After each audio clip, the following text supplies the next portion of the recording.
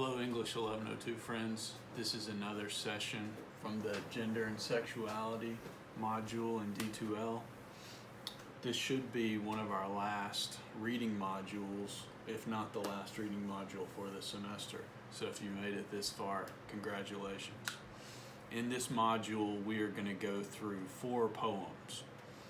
No stories, no plays this time, just 4 poems. Homage to My Hips by Lucille Clifton, 1994, also by Lucille Clifton. Metaphors by Sylvia Plath, and Rape Joke by Patricia Lockwood. Several of these poems are more recent poems, like Rape Joke has just come out in the past 10 or 20 years. Some of them are a little bit older, like Metaphors by Sylvia Plath is from the late 50s, early 1960s, but they all deal particularly with gendered experiences. We often associate rape with being this gendered experience where women are traditionally the victims, although that's not always the case. Metaphors by Sylvia Plath is about the experience of pregnancy, clearly mostly associated with one gender. 1994 is maybe the best example of this because this is a poem about breast cancer. Breast cancer also affects men, but typically when we think about it, we associate it with women, and women get it statistically much more often. There's also a couple of concepts that we need to cover today. One is synecdoche and one is metaphor.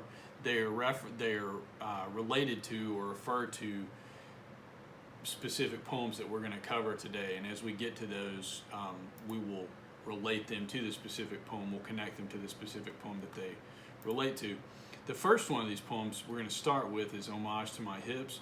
And Homage to My Hips connects to one of the concepts that we need to talk about, which is synecdoche. You see synecdoche here. Synecdoche is a literary or linguistic concept. It's a figure of speech in which a term for a part of something is used to refer to the whole of something. Synecdoche means part for the whole or whole for one of its parts. They give you some examples on the Wikipedia page of using the word suits to refer to businessmen, so one part of the person, the suit, to refer to the overall person, the businessman. Boots, or boots on the ground, used for soldiers, one part, the boots, the foot, used to represent the whole person. Or America, used for the United States of America. That is part for the whole. They give you other examples here in this list. You used to sword is referred to as a blade. Blade is only part of the sword, so part for the whole. Referring to a meal as a bite to eat. Bite is just a part of the whole meal. Let's see if we can find some. The most common example of this that you guys are probably familiar with is the expression wheels. Wheels used to refer to a car. Part of the car used to refer to a whole. In this case, in Homage to My Hips, as the poem goes along, hips, part of the body, and especially part of the body that we traditionally associate with women, are eventually come to represent the whole woman, the whole person. These hips are big hips. She starts off with this sort of basic metaphor. Part of the body traditionally associated with women, more prominent in women, also connected to birth for women. They need space to move around in. This is even here you get this sort of synecdoche use where the hips are used to refer to the woman, and the woman needs space and comfort to move around in. They don't fit into little petty places. These hips are free hips. Clear synecdoche here where she's talking about wanting to be free, and not just the hips but the whole person. They don't like to be held back. Again, clear synecdoche. These hips have never been enslaved. They go where they want to go. They do what they want to do. Again, more synecdoche, using the hips to represent the whole person, the whole woman. These hips are mighty hips. These hips are magic hips. I have known them to put a spell on a man and spin him like a top. And again, at the end, you get this, not just synecdoche use, but this sort of notion that this particular part of the body, especially for women, is this powerful part of the body that has this sort of magic. The magic also of women's hips is clearly the sort of giving birth, creating more human life part of it. This is just a short little poem. This may be Lucille Clifton's most famous poem because of the way that it uses synecdoche, but also because of the way the way that it uses synecdoche is to use hips, this part of the body traditionally associated with women, to argue for the sort of needs of women and the rights of women and the need for equal treatment, those kinds of things, the power of women. We'll go ahead and knock out the other Lucille Clifton poem that's on here for today, 1994. The title of this poem refers to a year very clearly. This is a poem about breast cancer. Like I said, another thing that can occur with men, but it's traditionally associated with women. And when people say that, they think of women. When people say breast cancer, they usually think of women. 1994, the title of this poem refers to the year that Lucille Clifton was diagnosed with breast cancer. And what this poem does is take this very specific experience and sort of universalize it because of how common it is for women. And even if women don't get breast cancer, this sort of fear of getting breast cancer, which is common to all women. So let's go through it. I was leaving my 58th year when a thumb of ice stamped itself hard near my heart. The thumb of ice is this coldness. It's a metaphor really for death. A thumb of ice stamped itself hard near my heart. That would be her breast. She feels something in her breast, and it feels like this thing that might possibly kill her. You have your own story. You know about the fears, the tears, the scar of disbelief. The disbelief here is this sort of, you don't want to believe it's going to happen to you. You don't want to believe that lump is really cancer. You don't want to believe that it's really happening. You know that the saddest lies are the ones we tell ourselves, that it's not cancer, it's not real, it couldn't happen to me.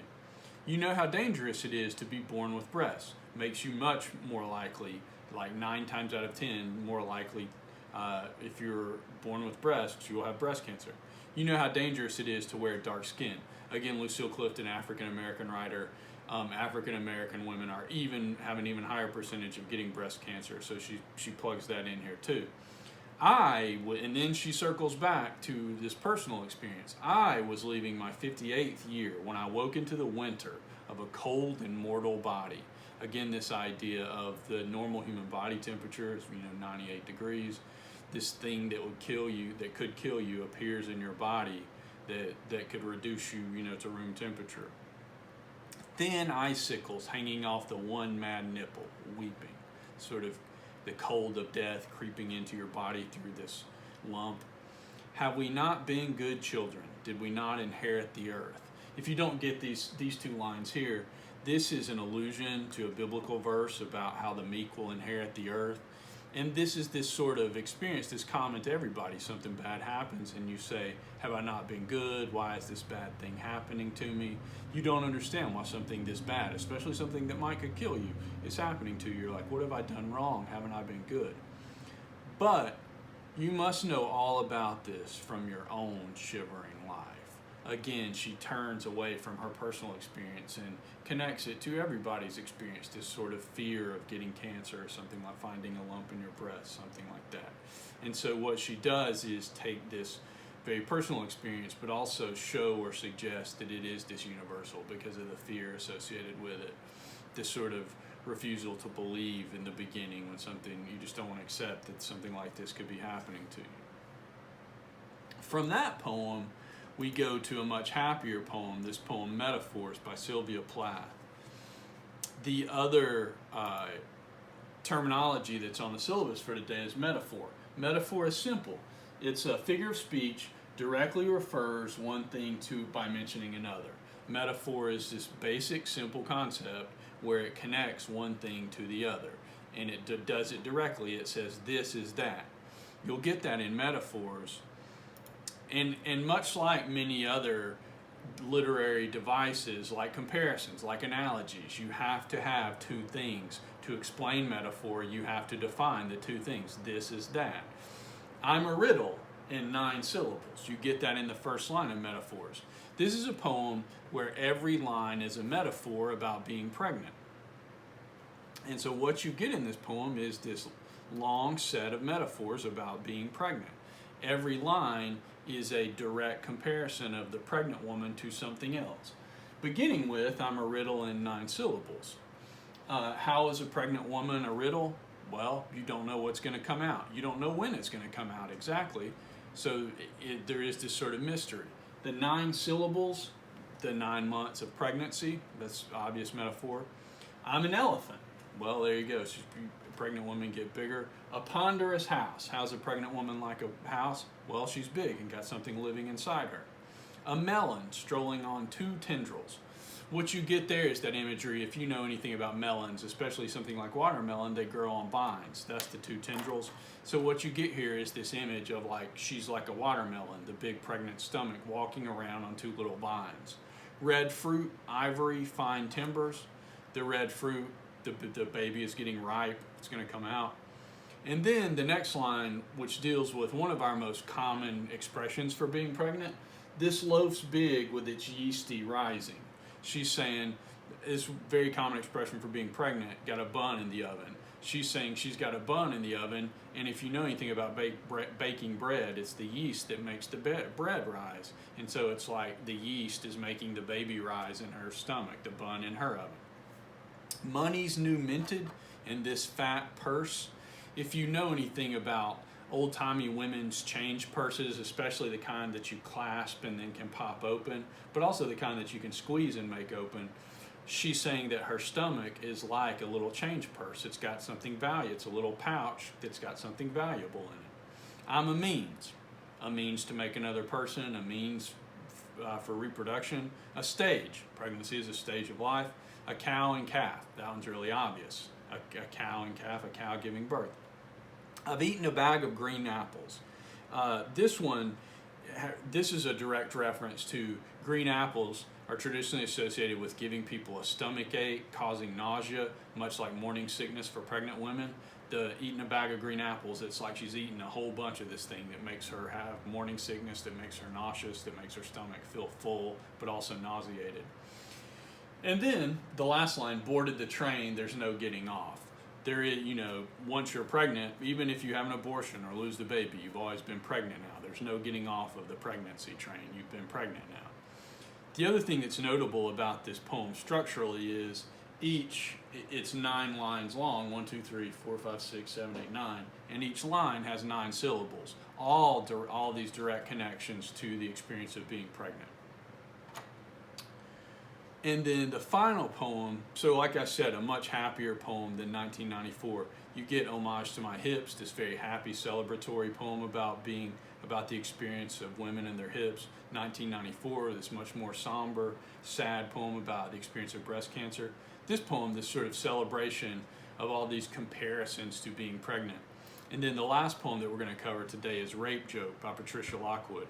This is by far and away the newest poem on our syllabus, or the newest poem of these 4, Patricia Lockwood, let's see if we can find her.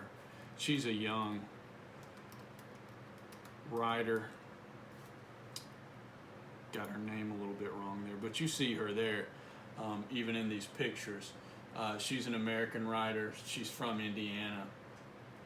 But this poem is easily the newest poem of these 4. I'm not going to go through every part of this poem because this poem is long. As you can see here as you scroll down, it's long. But I do want to point out the central device of this poem and then show you some pieces of it that prove it or demonstrate what this poem is about. This poem is a poem that's sort of attacking rape jokes and the history of men, especially telling rape jokes, and the sort of unfunniness of rape jokes, and how the idea that rape jokes can never be funny because they're about some awful, violent human experience. And what this poem tries to do as it goes along is turn the rapist into a joke and say, this person who did this thing, they are a joke. They're a monster and a villain, but they're the joke of the joke, this person who has to do something this awful. And it begins with this simple information about the rapist. The rape joke is that you were 19 years old, the victim of the rape. The rape joke is that he was your boyfriend. So this person who did this, as is traditionally most often the case, this sort of stranger sexual assault is not that common. The majority of sexual assaults occur between 2 people who know each other. The rape joke, it wore a goatee. Imagine the rape joke looking in the mirror, perfectly reflecting back itself. grooming itself to look more like a rape joke. It thinks, yes, a goatee. No offense. And again, she's playing with this sort of traditional idea of villains having mustaches and goatees and something like that, while heroic people are sort of clean shaven and clean cut. The rape joke is that he was 7 years older, as is so often the case, women with these older men. The rape joke is that you had known him for years, since you were too young to be interesting to him. You like that use of the word interesting, as if you were a piece of knowledge that someone could be desperate to acquire, to assimilate, spit back out in different form through his goateed mouth. Then suddenly you were older, but not very old at all. Again, this emphasis on this woman who is old enough to be attractive to this older man, but not old enough to take care of herself or prevent herself from being taken advantage of and attacked in this particular way. The rape joke is that you have been drinking wine coolers. Wine coolers? Who drinks wine coolers? People who get raped, according to the rape joke. Again, this stanza is this attack on how women drinking alcohol is some sort of, they were asking for it by the way they dressed or because they were intoxicated or something like that, and she's saying that's silly. Wine cooler is obviously a drink commonly associated with women. The rape joke is he was a bouncer and kept people out for a living. You know, bouncers at bars, they decide who comes in, who goes out. The irony of him being a bouncer is he keeps people out for a living, but then forced himself on her. The rape joke is that he carried a knife and would show it to you, would turn it over and over in his hands as if it were a book. Again, all of these sort of signals of violence, and violent, dangerous behavior, but that this woman, the victim in this, was, maybe too young to pick up on. Let's scroll down a few more. The rape joke is that he worshipped the rock. Like the dude was completely in love with the rock. He thought it was so great what he could do with his eyebrow. The rape joke is he called wrestling a soap opera for men. Men love drama too, he assured. Again, this isn't an attack on wrestling. It's an attack on how this sort of, the rapist, the attacker in this is this sort of stereotypical guy who likes all of these sort of guy things like knives and wrestling and the rock and stuff like that. The rape joke is that he kept a diary. I wonder if he wrote about the rape in it. And so this thing, keeping a diary, something that you might associate with being sort of thoughtful or insightful or a little bit more tender, this woman thinks, I wonder if he wrote about this violent, awful thing he did in this diary. The rape joke is that he was your father's high school student. Your father taught world religion. And so again, there is this, you would think that somebody who knew your parent and who was connected to your parent would be safer and wouldn't do something this awful and violent. The rape joke is that he knew you when you were 12 years old. He once helped your family move 2 states over, and you drove from Cincinnati to St. Louis with him. Again, somebody who's known you since you were a child, and you would feel safe around them, and then in the end they attack you in this awful way. The rape joke is, come on, you should have seen it coming. This rape joke is practically writing itself. Again, this blaming the victim, you should have seen it coming, you should have known it was coming.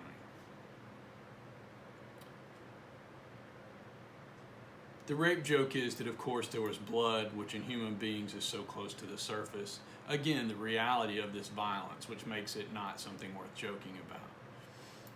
It was a year before you told your parents, because he was like a son to them. The rape joke is that when you told your father, he made the sign of the cross over you and said, I absolve you of your sins. And so again, the dad totally misreads, totally mistreats this, and blames the victim, at least in part, for what happened. The rape joke is that all you did for the next 5 years all you did was write, never about yourself, about anything else, apples on trees. There was no warm body in what you wrote, it was elsewhere. The rape joke is that this is finally artless. The rape joke is that you do not write artlessly.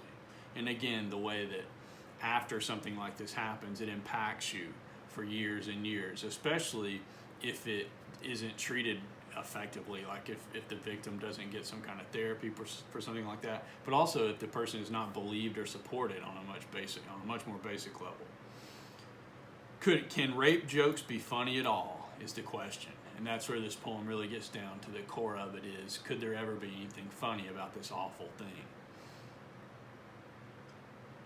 The rape joke is that next day he gave you pet sounds. No, really, pet sounds. He said he was sorry, then he gave you pet sounds. If you don't know Pet Sounds, it's an old album from the late 1960s. It's traditionally associated with these songs about being happy and all this happiness. And so the irony here is this person who has sexually assaulted her the next day apologizes and gives her a gift. Come on, that's a little bit funny. Admit it.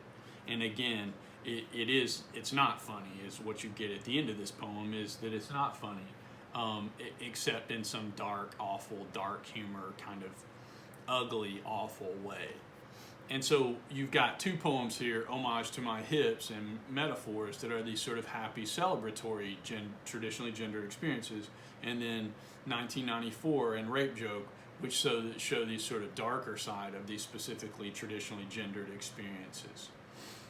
That should get us through the big pieces of the gender and sexuality poems. There's a few other poems in here. A Certain Lady, Helen of Troy Does Countertop Dancing. Lorena is covered in another video that we've got. But if you have questions about any of these, be in touch with me. I'm happy to go through them in more depth or to answer specific questions about a line or an image. You can be in touch via email or whatever is most convenient to you. Otherwise, thank y'all for your time with this quick video about these 4 poems, and I will see y'all next time.